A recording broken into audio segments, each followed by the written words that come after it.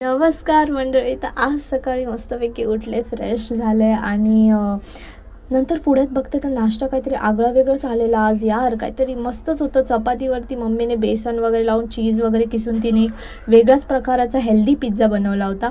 तर तो मी खाल्ला आणि मग मी गेले ऑफिसला गेले आणि बघते तर यार हे फॅन्स ना यार नुसते माझे व्लॉग बघतात. असं काही नाही आहे. हा आमचा व्लॉग बघायला विसरला होता. तर तोच हा शिर्डीचा व्लॉग आमचा बघत होता आणि मग मी घरी येऊन बघते संध्याकाळी.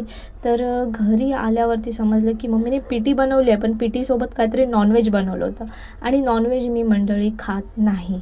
तर मग मला आता विचार पडला की काय बनवू. मग मी म्हटलं चला आता एकच कॉम्बिनेशन चांगलं आहे, ते म्हणजे पिठी भात आणि बटाट्याची कापं. तर मी बटाट्याची कापं लगेचच बनवायला घेतली.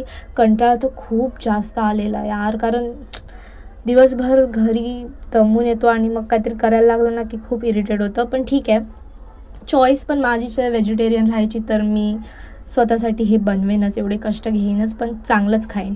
तर मग मी आता हे यार खूप टेस्टी लागतं. हे तुम्ही ट्राय नाही केलं आहे ना तर नक्की ट्राय करा. हे कॉम्बिनेशन बटाट्याची कापं आणि पिठी एक नंबर कॉम्बिनेशन आहे यार.